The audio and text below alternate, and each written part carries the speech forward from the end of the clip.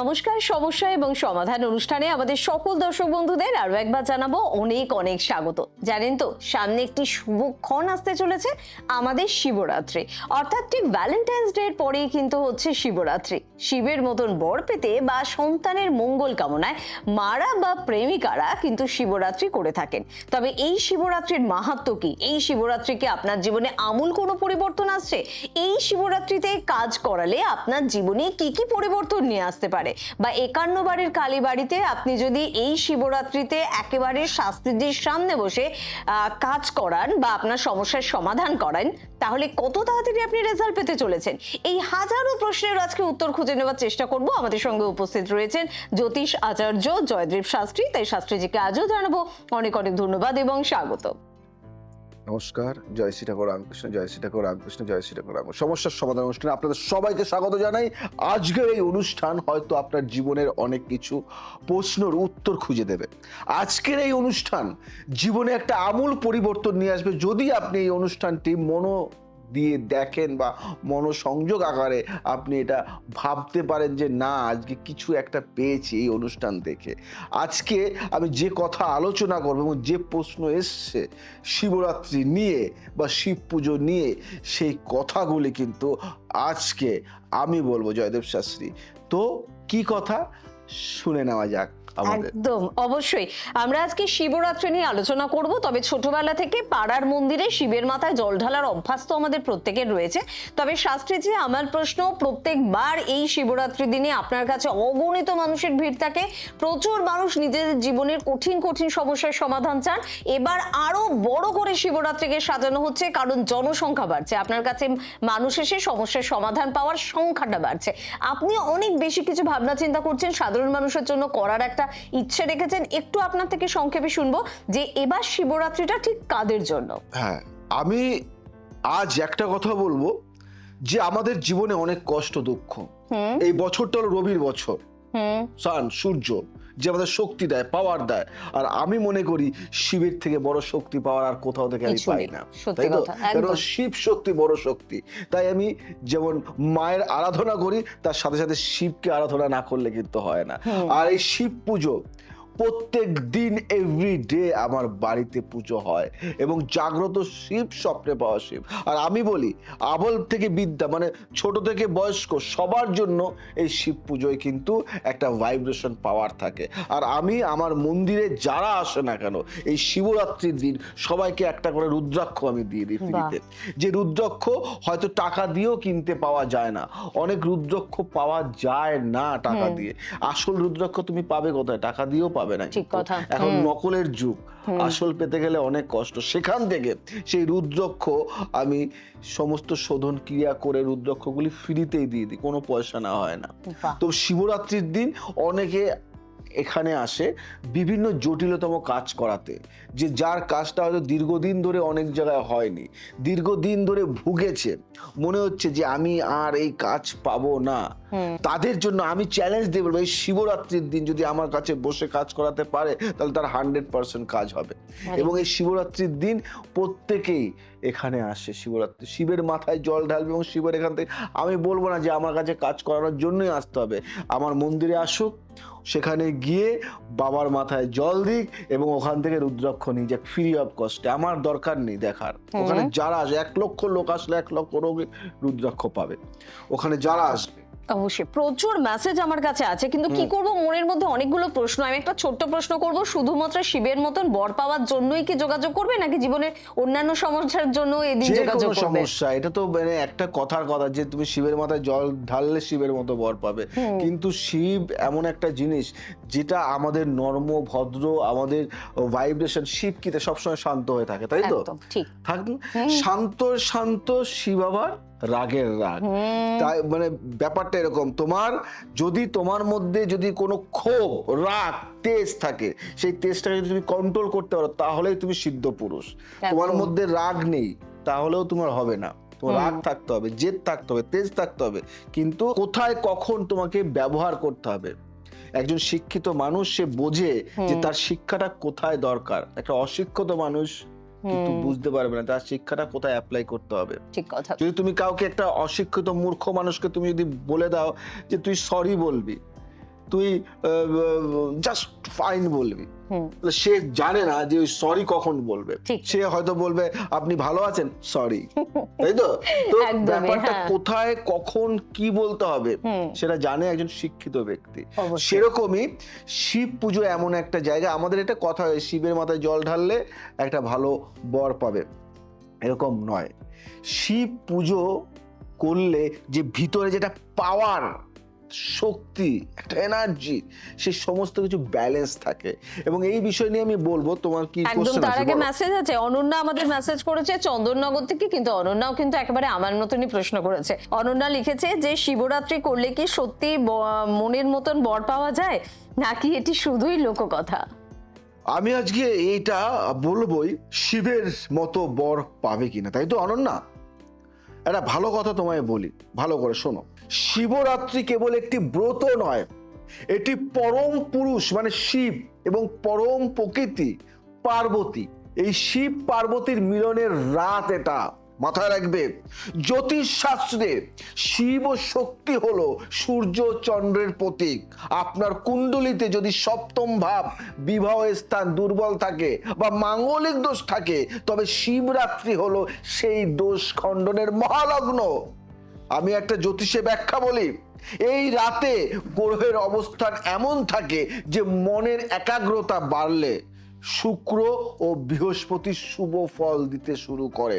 একটা তান্ত্রিকের একটা প্রতিকার বলবো, শিবরাত্রির দিন মা পার্বতীকে লাল সিঁদুর এবং শিবকে চন্দন অর্পণ করুন, এটি রুদ্রাক্ষের মালা দিয়ে জপ করুন, আর একটা মন্ত্র পাঠ করুন, ওং গৌরীপতি মহাদেবায় নমঃ স্পিদ বর প্রাপ্ত থ্রং নমঃ প্রাপ্ত থ্রং নমঃ। এই মন্ত্রটা পাঠ করো। একটা বাণী বলি, মহাদেব যেমন বিষ পান করে জগৎ রক্ষা করেছিলেন, আদর্শ জীবন সঙ্গিনী হতে গেলে ধৈর্য ত্যাগের প্রয়োজন। শ্রীরামকৃষ্ণ বলতেন যে সয় সে রয়, বুঝতে পারলে? একদম। তো পরের মেসেজে অবশ্যই যাব। কাল সর্প দোষ এই নিয়ে প্রায় কয়েকশো মেসেজ কিন্তু আমাদের কাছে এসেছে, তবে তার মধ্যে আমি একজনকে নির্বাচন করেছি, কারণ এতজনের মেসেজ পড়া এই মুহূর্তে সম্ভব না, ধীরে ধীরে সবারটাই পড়বো। সুমিত পাল রাঁচি থেকে লিখেছে যে আমার কাল সর্প দোষ রয়েছে এবং জীবনে আমার কোনো উন্নতি হচ্ছে না, শিবরাত্রিতে কি করে এর প্রতিকার সম্ভব? খুব ভালো কথা বলেছো, দারুণ কথা বলেছো সুমিত। শিব হলেন নাগেশ্বর, সাপ তার অলংকার, তাই কাল সর্প দোষ বা রাহু কেতুর অশুভ প্রভাব কাটানোর জন্য শিব রাত্রির চেয়ে বড় দিন আর নেই। জ্যোতিষ ব্যাখ্যা বলবো, রাহু যখন চন্দ্রকে পীড়িত করে তখন ভাগ্যের স্থবিরতা আসে, স্থবিরতা, বুঝতে পারলে? শিব হলেন চন্দ্রশেখর, তিনি চন্দ্রকে রক্ষা করেন। তান্ত্রিক একটা প্রতিকার তোমাদের দ্বীপ, শিবরাত্রি রাতে শিবলিঙ্গে রূপোর তৈরি একটা ছোট নাগের জোড়া মানে নাগ নাগিন অর্পণ করুন, লিঙ্গে কালো তিল মিশ্রিত জল ঢালুন আর একটা মন্ত্র পাঠ করুন, ওং নমঃ শিবায় নাগেশ্বরায় নমঃ। হে অমৃতের পুত্রগণ, ভয় পেও না, মহাকাল যার সহায়, কাল তার কি করবে। এটা মাথায় রাখবে। জয়দেব শাস্ত্রী যেটা বলে সেটা একটু ভালো করে শুনবে, অনেক সমস্যার সমাধান এখান থেকেই হয়ে যাবে। একদম ঠিক কথা। তাই সামনে আসছে কিন্তু শিবরাত্রি, এই শিবরাত্রিতে আপনার কালসর্প দোষ থাকুক বা অন্য কোনো দোষ থাকুক, আর্থিক অনটন থাকুক বা সংসারে কোনো রকমের অশান্তি থাকুক, সব কিছুর থেকে সমাধান পেতে কিন্তু যোগাযোগ আপনাকে করতেই হচ্ছে। স্ক্রিনে কিন্তু যাচ্ছে আমাদের ফোন নাম্বার, সেই ফোন নাম্বারে ফোন করে নাম লেখান, নাম নথিভুক্ত করুন। আর অনলাইনেও যদি কেউ এই বিষয়ে কিছু জানতে চান বা সমস্যার সমাধান পেতে চান, তার জন্য কিন্তু স্ক্রিনে যাচ্ছে আমাদের ফোন নাম্বার। একটা আর্থিক অনটন বা দারিদ্রতা নিয়ে একটা মেসেজ আছে আমার কাছে। শিলিগুড়ি থেকে লিখেছে বিশ্বনাথ রায়, 45 বছর বয়স। তিনি বলছে ব্যবসায় চরম লোকসান হচ্ছে, শিবরাত্রির শিবের পুজো করলে কি সত্যি লক্ষ্মী লাভ হয়? গুড কোশ্চেন করেছো তুমি, গুড কোশ্চেন মানে গুড কোশ্চেন। আমি তোমাকে একটা সহজ ভাষায় আমি এটা বলতে চাইছি। বিশ্বনাথ বাবু, শিবকে আশুতোষ এবং কুবেরের পরম মিত্র বলা হয়, বুঝতে পারলে? শিব পুজো ছাড়া লঙ্কার অধিপতি রাবণও সমৃদ্ধি পাননি। মানে জ্যোতিষ ব্যাখ্যা দিই, দ্বিতীয় ও একাদশ ভাব ধন স্থান যদি দুর্বল থাকে তবে শিবলিঙ্গে আখের রস দিয়ে অভিষেক করা উচিত, বুঝলে? আর একটা প্রতিকার দেব, আমি তো অনেক প্রতিকার করি, তান্ত্রিকীয় প্রতিকার, তার মধ্যে একটা প্রতিকার দিই। শিবরাত্রির 4 প্রহরে 4 বার পুজো করুন, দ্বিতীয় প্রহরে ঘি দিয়ে অভিষেক করুন, একটি বিল্লপত্রে চন্দন দিয়ে শ্রী লিখে লিঙ্গে অর্পণ করুন, আর একটা মন্ত্র পাঠ করুন, ওং তৎপুরুষায় বিদ্মহে মহাদেবায় ধীমহি তন্নো রুদ্র প্রচোদয়াৎ। আর একটা মন্ত্র যেমন করবে তার সাথে একটা উপদেশ দিই, কর্মই ধর্ম। শিব পূজা আপনাকে মানসিক শক্তি দেবে যাতে আপনি দ্বিগুণ উদ্যমে ব্যবসায় মন দিতে পারেন। এটা করুন, দারুণ ফল পাবেন। একদম সত্যি। মানসিক অনিশ্চয়তায় ভুগছেন, মানসিক অবসাদ আপনাকে ঘিরে ধরেছে, তাহলে আপনাদের সকলের তরফ থেকে একটা মেসেজ আমি পড়বো। আমাদের কলকাতা থেকেই সায়ন্তনী লিখেছে। সায়ন্তনীর বয়স মাত্র 21 বছর, কিন্তু ও লিখেছে, আমি খুব ডিপ্রেশনে ভুগি, শিবরাত্রির জাগরণে কি মনের শান্তি পাওয়া যায়? তোমাকে এমন কিছু বলবো আজকে সায়ন্তনী। সায়ন্তনী, মানুষের মনের কারক হলো চন্দ্র। চন্দ্র যখন দুর্বল থাকে তখন মানুষ বিষণ্ণতায় ভোগে। মহাদেবের মাথায় চন্দ্রকে ধারণ করে তাকে অভয় দিয়েছে, বুঝলে? মহাদেব মাথায় চন্দ্রকে ধারণ করে তাকে অভয় দিয়েছেন। জ্যোতিষের একটা ব্যাখ্যা শুনবে, চন্দ্রের সাথে রাহু বা শনির সম্পর্ক থাকলে মানসিক অস্থিরতা বাড়ে। শিবরাত্রিতে চন্দ্রের আরাধনা মনকে স্থির করে। তান্ত্রিক একটা প্রতিকার শোনো, 4 প্রহরের প্রথম প্রহরে কাঁচা দুধ দিয়ে শিবলিঙ্গকে স্নান করান, উপবাস থেকে নিজের শ্বাস প্রশ্বাসের ধ্যান করুন, আর একটা মন্ত্র উচ্চারণ করুন, ওং চন্দ্রশেখরায় নমঃ। এটা করুন। একবার এক ভক্ত শিবকে বলেন, প্রভু আমার সব চিন্তা নিয়ে নাও। শিব হেসে বললেন, আমি তো সব নিয়েই বসে আছি, তুই তো ছাড়ছিস না। এটা কিন্তু জোকস, সত্যি আমরা কিন্তু কিছু ছাড়তেই চাই না, যা পাই তাই আঁকড়ে ধরে থাকি, তারপর আবার হয়তো ভগবানকেই দোষারোপ করি, তুমি আমার ভাগ্যে কেন কিছু দিলে না। যাই হোক, পরের প্রশ্নটা ভীষণ ইম্পর্টেন্ট একটা প্রশ্ন, কারণ শিবরাত্রিতে আপনি ভাবছেন শাস্ত্রীদের সঙ্গে যোগাযোগ করব, কিন্তু আমার সমস্যাটা তো অন্যরকম। দেখুন না, আপনার সমস্যার সাথে রতন বসাক অর্থাৎ রতন বাবুর সমস্যা মিলছে কিনা। 60 বছর বয়স আমাদের রতন বাবুর, এবং মেসেজ উনি করেছেন নবদ্বীপ থেকে। উনি বলছেন যে আমার বয়স হয়েছে, শরীর আর চলে না, মৃত্যু ভয় আমাকে তাড়া করে বেড়াচ্ছে, শিবরাত্রিতে মুক্তি পাবো কি? একদম একদম একদম। রতনবাবু, একটা কথা বলি, শিব হলেন মৃত্যুঞ্জয়। তিনি মৃত্যুর অধিপতি হয়েও অমর্ত্যের সন্ধান দেন, বুঝতে পারলে? তার মানে জ্যোতিষ ব্যাখ্যা কি বলছে, লগ্ন বা অষ্টম ভাব পীড়িত থাকলে মানুষ রোগ ও মৃত্যু ভয়ে ভোগে। তাই আমি আর তোমাদের একটা তান্ত্রিক প্রতিকার দেব। শিবরাত্রির রাতে এক মনে মহামৃত্যুঞ্জয় মন্ত্র জপ করুন, তিল তেলের প্রদীপ জ্বালান। একটা শ্লোক বলি, ত্রাম্বকম যজামহে সুগন্ধি পুষ্টি বর্ধনম উর্বারুকমিব বন্ধনা মৃত্যুর মুখ্য মমৃতাম। এটা মন্ত্র হিসাবেও পাঠ করো। জীবন একটি যাত্রা, মৃত্যু হলো তার বিরতি মাত্র। মহাদেবকে ভাবলে ভয় ভস্ম হয়ে যায়, বুঝতে পারলে?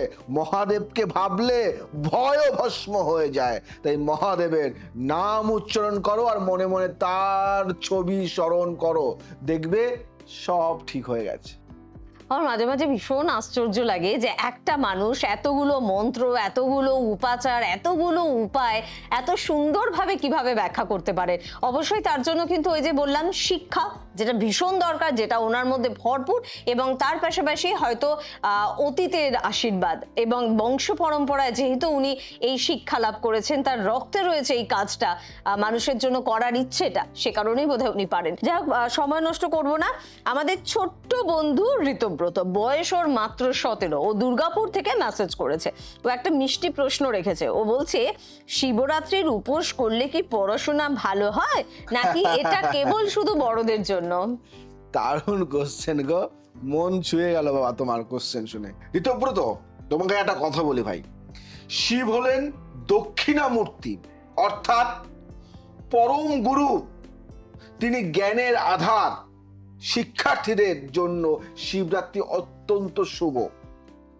জ্যোতিষে একটা ব্যাখ্যা দিই, বুধ ও বৃহস্পতি যদি দুর্বল থাকে তবে মনোযোগ হারায়। শিব পুজো বুদ্ধিকে তীক্ষ্ণ করে। তার একটা প্রতিকার দেবো, তান্ত্রিক প্রতিকার, শুনবে? শিবলিঙ্গে 5টি অক্ষত আতপ চাল অর্পণ করো। উত্তর দিকে মুখ করে বসে শিবের ধ্যান করো, আর একটা মন্ত্র পাঠ করো, ওম নমঃ শিবায় মেধাং বধায়, কি বর্ধায় বর্ধায় নমঃ। স্বামী বিবেকানন্দ বলতেন, শিবের মতো পবিত্র ও বীর্যবান হও। এটা মাথায় রাখবে, সবসময় শিবের নাম স্মরণ করলেই তুমি শিবের মতো পবিত্র বীর্যবান হবে। আর তোমাকে হারাবে কে ভাই? একদম ঠিক কথা। তাই জীবনে যারা হারতে চায় না, যারা সত্যি জয়লাভ পেতে চায়, যারা জীবনে জয়ী হতে চায়, তাদের জন্য কিন্তু এবারে শিবরাত্রি 15 তারিখ ফেব্রুয়ারি মাসের রবিবার শিবরাত্রি কিন্তু পড়েছে। এবং যারা চাইছেন একেবারে সন্তানের পড়াশোনা থেকে, বিবাহিত জীবন থেকে, কর্মক্ষেত্র থেকে, মানসিক অবসাদ থেকে, জীবনের নানা রকমের জটিল সমস্যা বা কোনো রকমের দোষ ত্রুটি আপনার জন্মছকে রয়েছে, তার প্রতিকার প্রতিবেদনের জন্য, সবকিছুর জন্য আমাদের এই শিবরাত্রি। এবারে শিবরাত্রি ভীষণ শক্তিশালী এবং এবারে শিবরাত্রিতে আমাদের 51 পীঠে কিন্তু হচ্ছে আপনার জন্য মহাযজ্ঞ, এবং সেখানে কিন্তু আমরা রুদ্রাক্ষ উপহার হিসেবে পাচ্ছি শাস্ত্রীজির কাছ থেকে, আর পাচ্ছি জীবনের শান্তি, যেটা আমাদের কাছে অমূল্য। যার পরের প্রশ্নে চলে যাব। পরের প্রশ্ন আমাদের করেছে বহরমপুর থেকে মালিনী পাল। বয়স তার 38 বছর। তিনি লিখেছেন যে বাড়িতে সব সময় অশান্তি লেগেই রয়েছে, শিবরাত্রিতে কি শান্তি ফিরিয়ে আনা সম্ভব? দারুণ কথা, দারুণ কথা বলেছো, দারুণ কথা, মন ছুঁয়ে গেল তোমার এই প্রশ্নে। মালিনী দেবী, আপনাকে একটা কথা বলি, শিবের পরিবার হলো আদর্শ সংসারের প্রতীক। শিবের বাহন ষাঁড়, পার্বতীর সিংহ, গণেশের ইঁদুর, আর কার্তিকের ময়ূর। বুঝতে পারলে? প্রকৃতগত শত্রু হয়েও তারা একসাথে শান্তিতে থাকে।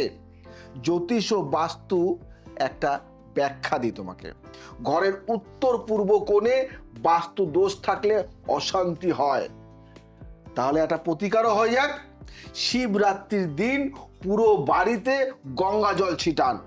শিব পার্বতীর যুগল ছবি বাড়িতে স্থাপন করুন, আর একটা মন্ত্র পাঠ করুন, ওম উমাপতয় নমঃ।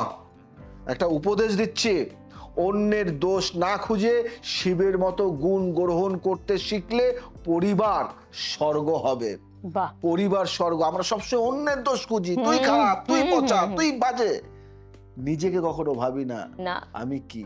ঠিক কথা। তাই সবসময় আমি নিজেকে বেস্ট মনে করি। নিজেকে না করে সবাইকে ভালো মনে করো, দেখবে নিজে অটোমেটিক ভালো হয়ে যাবে। আসলে বলে না, যখন আপনি একজনের দিকে একটা আঙুল তুলবেন, বাকি 4টে আঙুল কিন্তু আপনার নিজের দিকে থাকবে। তাই অন্যের দোষ ত্রুটি দেখবেন না, নিজের ভালোটা অবশ্যই ভাবুন, তার অধিকার আপনার রয়েছে, পাশাপাশি সকলের মঙ্গল কামনা করুন, তবেই কিন্তু আপনার মঙ্গল হবে। শিবরাত্রি নিয়ে আরো একটি প্রশ্ন রয়েছে, একেবারে মুম্বাই থেকে করেছেন। মুম্বাই থেকে রাহুল বাবু করেছেন। বয়স তার মাত্র 27, তবে তিনি একটা খুব ভালো একটা প্রশ্ন করেছেন যে অসাবধানতা বশত যদি শিবরাত্রির মন্ত্র কোনোভাবে ভেঙে যায় তাহলে কি খুব অমঙ্গল হবে আমাদের? এটা অনেকের প্রশ্ন থাকে, আমি বলেছি। রাহুল, তোমাকে বলবো, এমন কথা বলবো আজকে, মাথায় রাখবে, শিব হলেন দয়ার সাগর, বিদ্যাসাগর নয়, দয়ার সাগর। তিনি ভক্তি দেখেন, নিয়ম নয়। তবে ইচ্ছাকৃত ভুল করলে তার প্রায়শ্চিত্ত প্রয়োজন, সে যেই হোক না কেন। জ্যোতিষ ব্যাখ্যায় গ্রহের দোষ কাটাতে শিবের কাছে আন্তরিক প্রার্থনা সব নেতিবাচকতা ধুয়ে ফেলে। একটা প্রতিকার দিন, শিবলিঙ্গে 108টি বিল্লপত্র অর্পণ করুন এবং মনে মনে ক্ষমা প্রার্থনা করুন, আর একটা মন্ত্র পাঠ করুন। বলবো, করচরণ কীর্তন বা কায়ংজং কর্মজং বা শিব শিব ভো মহাদেব ক্ষমা করো, করো এই মন্ত্রগুলি। আর এটা বাণী বলি, ভুল করা মানবিক, ক্ষমা করা ঐশ্বরিক। কি বললাম? বাহ, খুব ভালো কথা। ভুল করা মানবিক, কি বললাম? ভুল করা মানবিক, মানবিক, হ্যাঁ। আর ক্ষমা করা ঐশ্বরিক। তাই সবাই ক্ষমা করার মতন শক্তি রাখে না, যেটা আমাদের থাকা উচিত। আমাদের কেন- ক্ষমা করতে কেন শিখতে আমরা হবে। ভুল করি, আমরা মানুষ তাই, তাই ঠিক, আর ক্ষমা করে ঈশ্বর, তাই ঐশ্বরিক। একদম ঠিক ক্ষমা কথা। করতে পারলে তুমিও ঐশ্বরিকের মধ্যে পড়ে যাবে। একদম। পরের প্রশ্ন করেছেন যিনি, তিনি তার নাম জানাতে অনিচ্ছুক। ঠিক আছে, কোনো অসুবিধা নেই। তো একজন মা তার সন্তানের জন্য মেদিনীপুর থেকে আমাদের মেসেজটি করেছে এবং তিনি লিখেছে যে আমার ছেলে নেশা করে, শিবরাত্রিতে কি এমন কিছু করা যায় যাতে সঠিক পথ তাকে দেখানো যাবে? ইয়েস, দারুণ জিনিস। এমন উত্তর বলবো তোমাকে, মা, তুমি মা, শিবকে অনেক সময় ভাং ধুতরা দেওয়া হয়, তাই না? দেওয়া হয় তো মা, যাতে তিনি জগতের সব বিষ নিজের ভেতর শুষে নেন। আপনার ছেলের নেশা বা বিষ শিবের চরণে সমর্পণ করুন, দেখবেন সব ঠিক হয়ে গেছে। রাহু ও মঙ্গলের অশুভ সংযোগে মানুষ নেশাগ্রস্ত বা নেশাক্ত হয়, নেশা আসক্ত হয়ে পড়ে না? কেন হয়? এই জন্যই হয়। এরা প্রতিকার দিচ্ছি, শিবরাত্রির দিনে ছেলের হাত দিয়ে একটি ধুতরা ফল শিবলিঙ্গে অর্পণ করান। যদি ও না চায় তবে আপনি ওর নাম করে অর্পণ করুন, আর একটা মন্ত্র পাঠ করুন, ওং অঘোরায় নমঃ। নেশা নয়, আমি একটা উপদেশ দিচ্ছি আপনাকে, আপনি মা তো, মাকে উপদেশ দেওয়া যায় না, তবু আমি আপনাকে বলি, নেশা নয়, ঈশ্বর প্রেমে মজে থাকাই হোক জীবনের লক্ষ্য। কি বললাম? নেশা নয়, ঈশ্বর প্রেমে মজে থাকাই হোক জীবনের লক্ষ্য। ভালোবাসো না ঈশ্বরকে, প্রেম করো। আমরা গার্লফ্রেন্ড বয়ফ্রেন্ড, কত সুন্দর সম্পর্ক, আমি যদি কোনো ঈশ্বরকে এরকম ভালোবাসি, ঈশ্বর আমাদের দিকে না তাকিয়ে থাকতে পারবে? ঠিক কথা, একদম একদম। মানে এর থেকে বড় নেশা কিন্তু আর কিছু হতে পারে না। সত্যি আমরা কত রকমের নেশা করি, ঈশ্বর প্রেমে একটু নেশায় আসক্ত হন না, সত্যি জীবনের অনেক জটিল দিকগুলো কিন্তু চটচট আপনাদের জন্য খুলে যাবে। আরেকবার মনে করিয়ে দেবো, হয়তো অনুষ্ঠানটা আপনি একটু পরের থেকে দেখছেন, তাই আপনার জন্য আরেকবার বলবো যে 15ই ফেব্রুয়ারি কিন্তু শিবরাত্রি, খুব গুরুত্বপূর্ণ একটি দিন, কারণ ওই দিন খুলে যাচ্ছে আপনার সমস্যার দরজা। অর্থাৎ সমস্যা থাকবে না, সমস্যা আপনার জীবন থেকে সরে যাবে, শুধুমাত্র সেই দরজা দিয়ে কিন্তু ভালো কিছু আপনার জন্য প্রবেশ করবে। তাই আমাদের 51 পীঠ যে কালী বাড়ি রয়েছে, সেখানে আপনি যোগাযোগ করতে পারেন, সেখানে আপনার জন্য পুজো হবে, সেখানে আপনার জন্য কিন্তু সাধনা হবে, এবং অবশ্যই আপনি আপনার জীবনের জটিল সমস্যাগুলো থেকে রেহাই পাবেন। স্ক্রিনে কিন্তু যাচ্ছে আপনার জন্য ফোন নাম্বার, সেই ফোন নাম্বার অবশ্যই আপনার মোবাইলে সেভ করুন, ফোন করুন। আর আপনি যদি অনেক দূরে থাকে, যারা মুম্বাই রয়েছেন, ব্যাঙ্গালুরু রয়েছেন, বাইরে রয়েছেন, প্রবাসী বাঙালি কিন্তু শাস্ত্রীজির কাছে আসার ইচ্ছে রয়েছে, প্রতিকার প্রতিবিধান করার ইচ্ছে রয়েছে, তাহলে শাস্ত্রীজি তারা কি করবে না? তারা কি সুযোগ থেকে বঞ্চিত পুরোপুরি? না না, কেন? অনলাইন আছে না, একদম। অনলাইনে করতে তারা দেখতে পাবে ভিডিও কলিং করে। আচ্ছা, তাদের নামে কি হচ্ছে, পুজো হচ্ছে, পাঠ হচ্ছে, মন্ত্র হচ্ছে, সব দেখবে তারা। আমি এখানে সেখানে রয়েছে, এখন তো অনলাইনের যুগ, বিভিন্ন দূর দূরান্ত থেকে। আমার যখন পুজো হয় না, তোমাকে বলি, এটা বলতাম না তবু বলি আজকে, এখানে যদি 50 জন হয়, অনলাইনে 500 জন দেখে। আচ্ছা, এরকম তো সেই জায়গা থেকে আমি বলি, আমার পুজো আমি যখন করি, হয়তো ওপারেই, হয়তো আমার পাশে এসে নেই, কিন্তু হয়তো বিদেশে আছে, ফোনটা তো আছে, গেজেটটা তো আছে। কাজে খাটাই না আমরা সবসময়, ফোনে না ঘেটে একটু ভালো কাজে খাটাই না। ঠিক কথা। অনলাইনে অনেক সময় আসতে পারছে না, সে অনলাইনে দিচ্ছে সে।